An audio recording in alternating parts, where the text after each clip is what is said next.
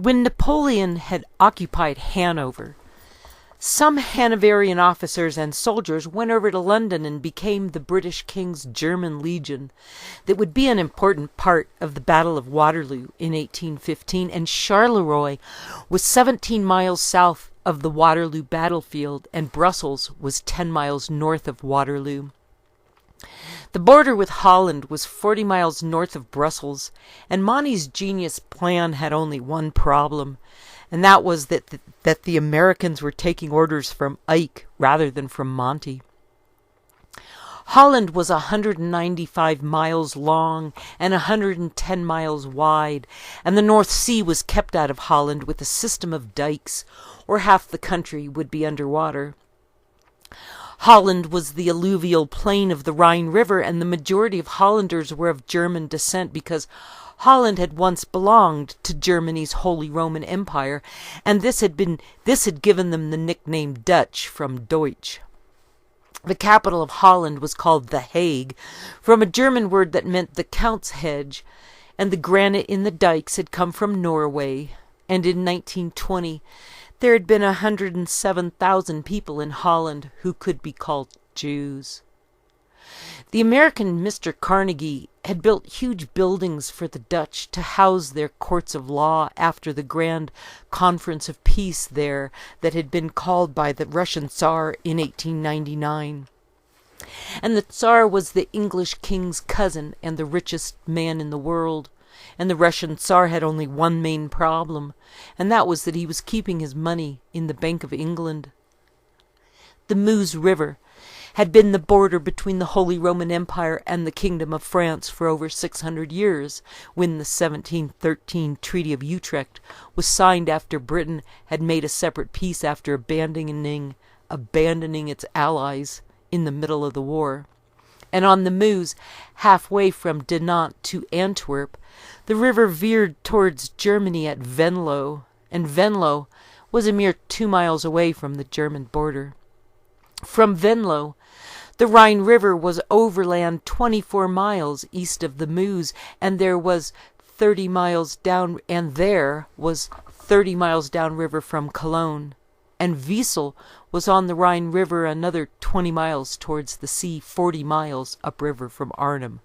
And Wesel had been a Prussian fort during the 7 Years' War, where the French had been allowed in after the Prussians had retreated. Wesel had been given back to Prussia at the end of the 7 Years' War, and Churchill and Monty crossed the Rhine and stood in Wesel for 30 minutes during their Operation Plunder, but they had to take a boat instead of using the only bridge left over the entire Rhine River other than the bridge at Remagen, because while the bridge at Wesel had not been destroyed by British aerial bombing, Hitler had ordered Wesel's double-track railroad bridge blown on the 10th of March, 2 weeks before plunder got underway on the 23rd, and that had been a surprise to Monty, because he knew that blowing the bridge at Wesel had not been Hitler's idea, but had to have been ordered by one of his thoughtful generals. By 1941, even the author of Gestapo Chief thought the Crown had run out of money.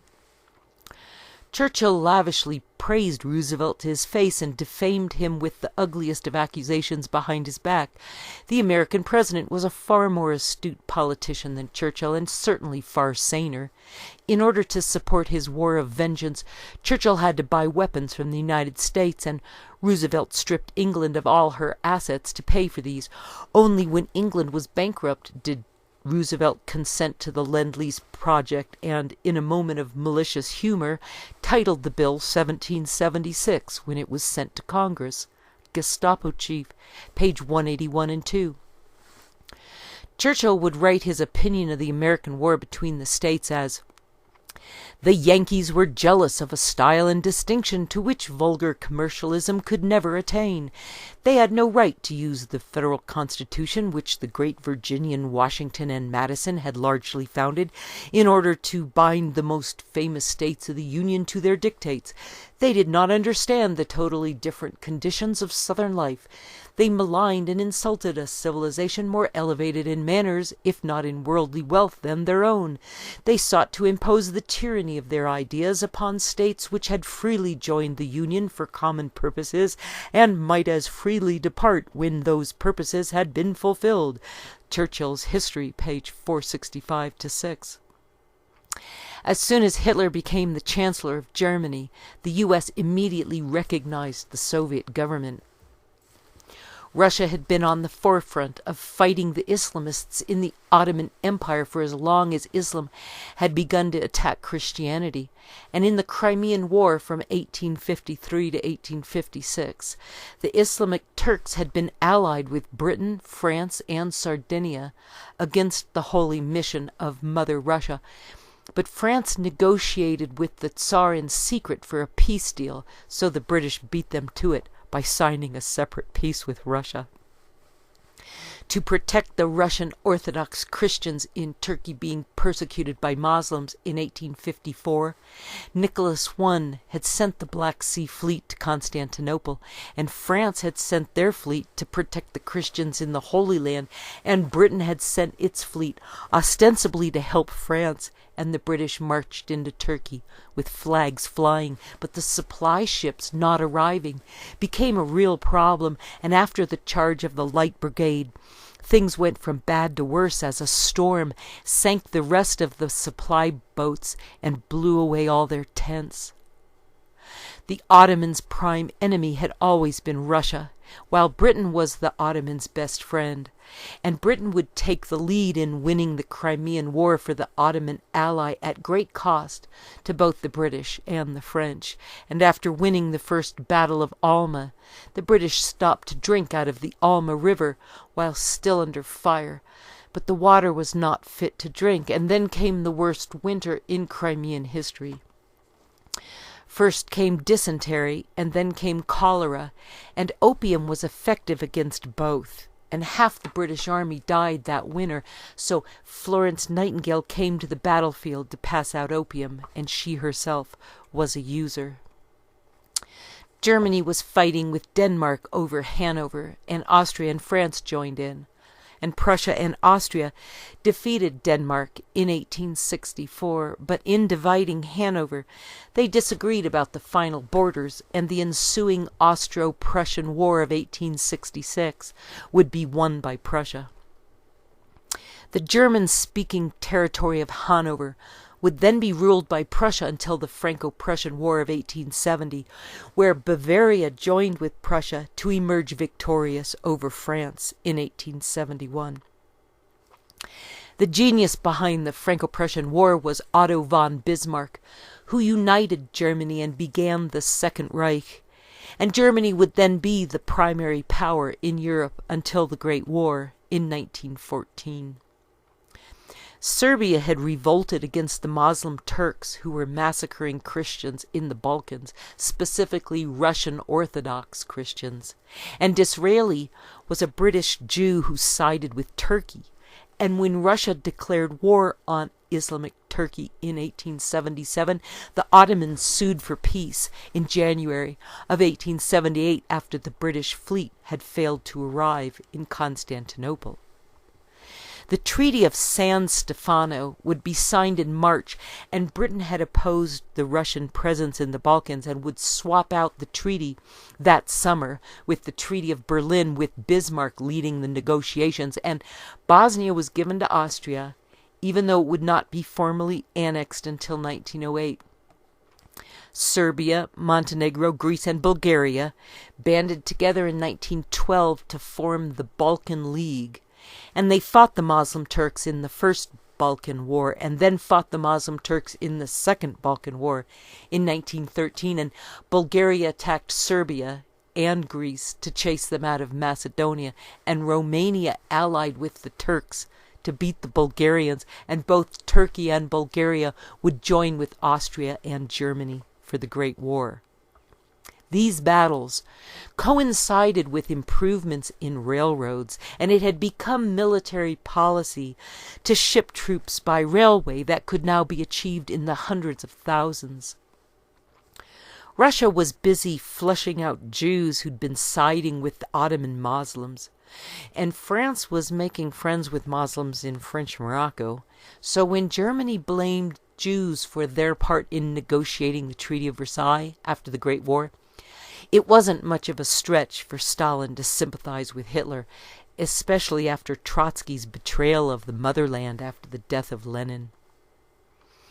The Crimea had been the first time the Ottomans were decisively beaten back, and the Hungarians had merely kept them at bay, but the Russians truly put the fear of God into them. And when the Crimean War came along, the Turkish Muslims were occupying the Holy Land, where the Church of the Holy Sepulchre was built over the tomb of Jesus, and the Muslims had been lording it over some Latin monks who were taking care of the home of the Virgin Mary and the place where Jesus was born in Bethlehem. These monks had been there since the days of the Crusades, when Christian warrior knights had founded the Kingdom of Jerusalem, and the Muslims had allowed these places to remain standing lest the Crusaders return. Most tourists to the Holy Land came from Russia and wanted their Greek Orthodox religion to take care of these places, and the Russian Orthodox in the Holy Land outnumbered the Roman Catholics by 100 to 1. Russian Orthodox saw Constantinople as their authority, while the Latin monks were taking their orders from France, and Russia needed to rule Turkey if the holy places were to be kept safe for Russians. And on the 30th of November in 1854, Russia sent the Black Sea fleet to Constantinople and sank the Turkish navy. And because France and Britain had so many French and British in Turkey, the war was on. Shiploads of cholera cases poured in continuously from Varna, but there was no means of sheltering them, much less of providing medical attention. Active troops and sick alike were starving. If food had existed, there was no means of cooking it. It was a well-known fact that timber did not exist in the Crimea, and every root of every bush had been grubbed out of the ground for fuel. Queen Victoria, from her birth to the death of the Prince Consort by Cecil Woodham Smith, New York, Alfred A. Knopf, 1972, page 358. It was Russia herself, the huge distances, the ferocious climate, which destroyed invader and defender impartially. Countless multitudes of the Tsar's subjects perished transporting shells to Sevastopol, which must be carried 350 versts, 230 miles, on the backs of bullocks, since railways did not exist.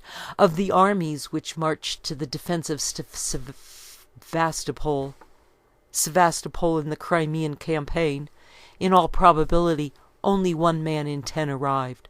Queen Victoria, page 373. The fight between Britain and Russia over the Moslem question was called the Great Game, and had been going on long before Hitler made friends with the Grand Mufti. But it had been at that point that the hostility reached new heights, because, having turned their back on God in the days of Henry VIII, the British Crown could no longer afford to have any fear of opposing their creator, lest they be crushed in the attempt. So the power brokers behind the Crown pretended to themselves that the Islamics were on equal footing with the Christians, and thereby deserved to be defended as an equal player on the world stage. Mostly, the British thought they could use the Moslems to benefit the Crown, while America was a Christian nation and had no choice but to side with Russia in the Great Game. There was no question for Christians about whether Islam should be allowed to keep their thumb on the Holy Land, and from January to July in 1943, the U.S. would ship to the motherland 4,100 planes and 138,000 motor vehicles, as well as shiploads of steel and industrial machinery for Russian arms factories, and part of the equipment went by northern convoy to Arkhangelsk, a city on the White Sea named after its monastery of Michael the Archangel, and part of it went in Russian ships to Vladivostok, and the rest through Iran to the Caspian Sea, and the shipments through Iran increased to 100,000 tons per month by July of 1943. Hitler knew he had a friend in Stalin, because when the Jew communists had been stirring up trouble in the year of revolutions in 1848, the Russian Tsar had sent 80,000 Russian soldiers into Hungary to put a stop to the rebellion and help the Austrian nobility keep their estates, and it took 3 months to end the uprising while the mostly Jewish leaders escaped to Turkey. When Stalin took over in Russia after Lenin died, Trotsky's international Jews were purged from the motherland, and that campaign had turned Stalin into a nationalist. Churchill gave his anti-Russia speech at Fulton, Missouri in the spring of 1946, where he demanded a boycott of Mother Russia using the phrase Iron Curtain that he'd gotten from the Germans. But instead of crippling America, the Great Cold War would make American industry boom. And the Cold War would also keep British submarines from blowing up Washington, D.C. with an atom bomb. So many advanced Russian and American submarines had been put into the water that who would know from whence the missile had come? Operation Unthinkable had been a British plan slated to begin on the 1st of July in 1945 by attacking Russia 4 days before the election in Britain. And that would have guaranteed a win for Churchill as he continued to carry the banner of an active war. But Kim Philby and his Gang of Five had been keeping Stalin informed, and even with the Americans leaving Europe to go fight Japanese in the Pacific, there simply weren't enough Germans left to stop the Russians. So without the Americans agreeing to Unthinkable, there was no way for it to have succeeded.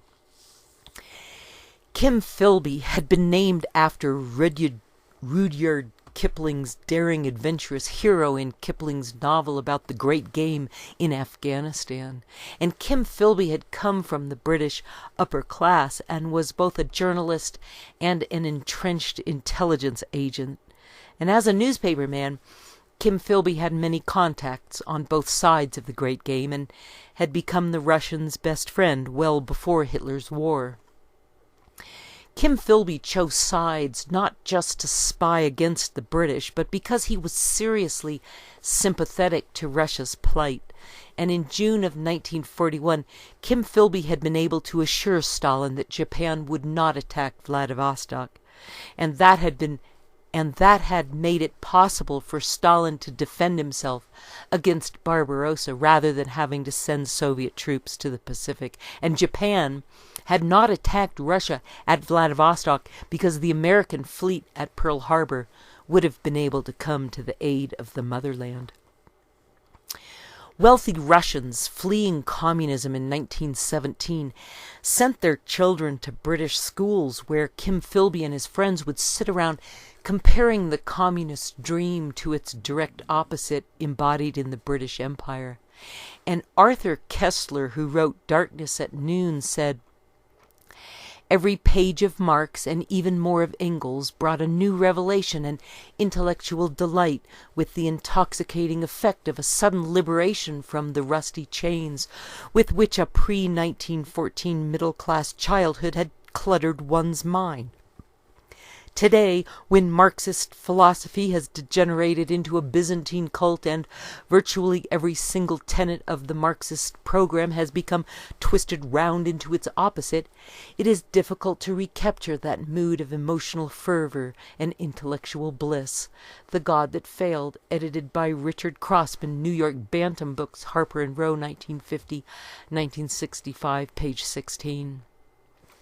Kim Philby had ridden his motorcycle to Vienna in the fall of 1933, and he had rented a room and fallen in love with the landlord's Jewish daughter, and because Nazis were going around breaking Jewish heads at the time, Kim Philby had become an ardent anti-Nazi, and he also became a communist, because at the time, politicals had those two choices, either Hitler or Stalin, and all other opinions were washed away by that tidal wave. Austria was still suffering from the effects of losing her empire after the First World War. The country rapidly became crippled by inflation. Eric Gedai, Times correspondent in Vienna at this period, writes in his book Fallen Bastions, In the decayed salons of inflation-battered Vienna, one walked across oriental rugs to dine off costly plate on a little cold sausage and black bread beneath the eyes of old masters. Such privations might have endured indefinitely. The Czechs, Slovaks, Romanians, Yugoslavians, and Hungarians, intent on maintaining their recently celebrated freedom, had no intention of offering aid to the Austrian economy, only to see a return of the hated Habsburgs. As far as the rest of Europe was concerned, Austria could go on adding zeros to its notes and dining off dry bread and acorn coffee.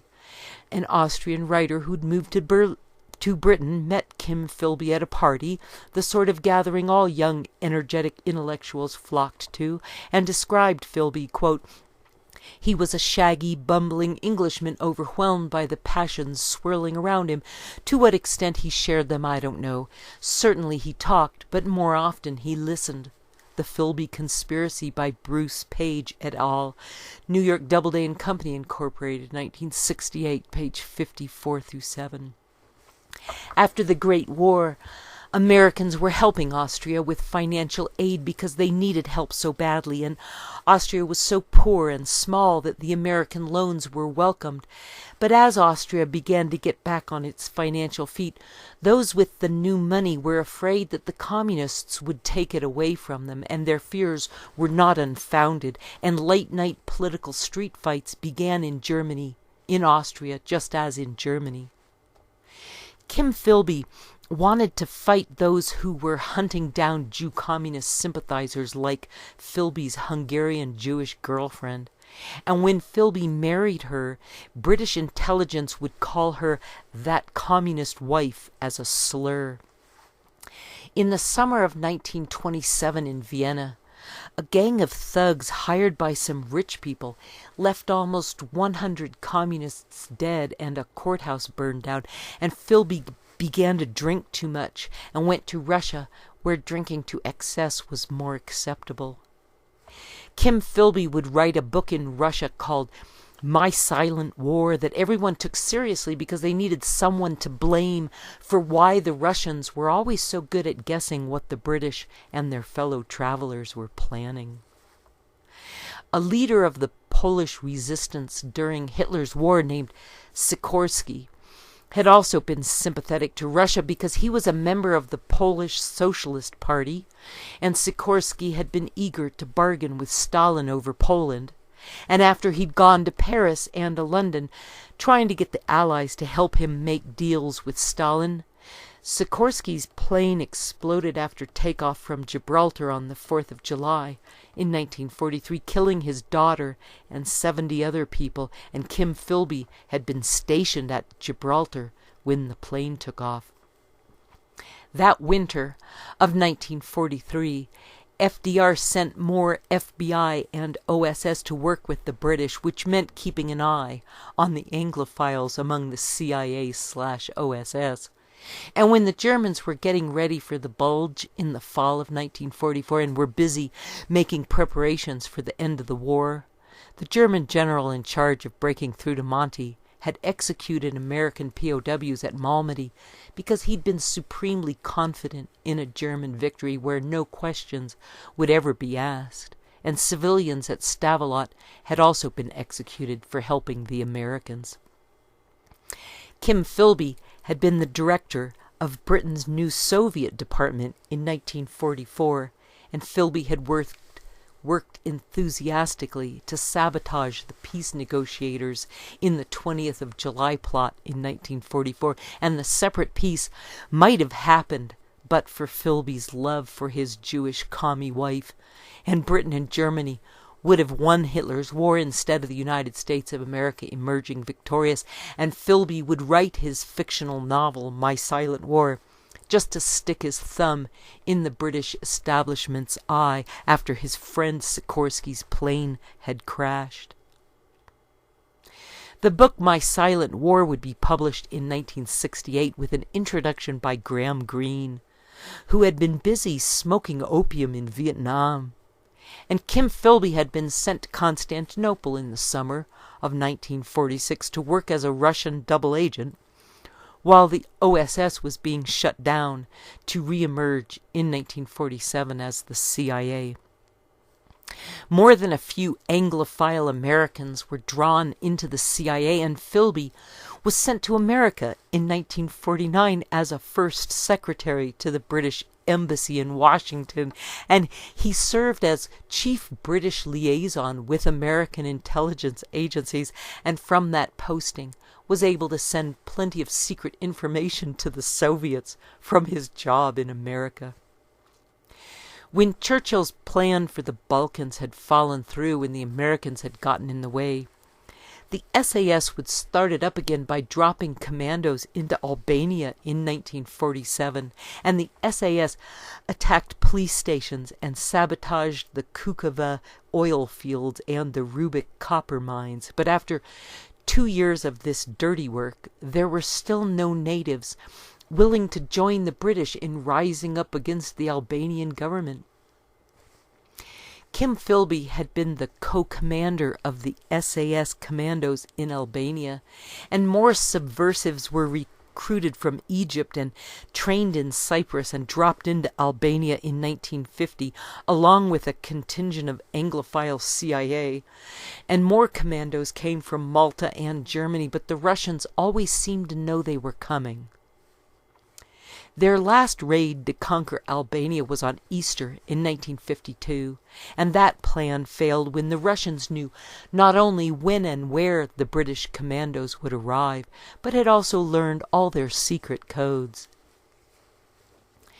Philby was delighted to share the atomic energy dispute with the Russians, and had Philby not shared the intimate details of America's nuclear capability with the Russians on an ongoing basis, the Russians would have felt threatened and paranoid.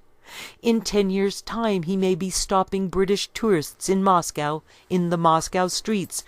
Imagine that leaky eye and whiskey voice, that hesitant, soft-footed charm. "Britain is fascist, you know," he will say. "That's why I had to do it." The Philby Conspiracy, page 16.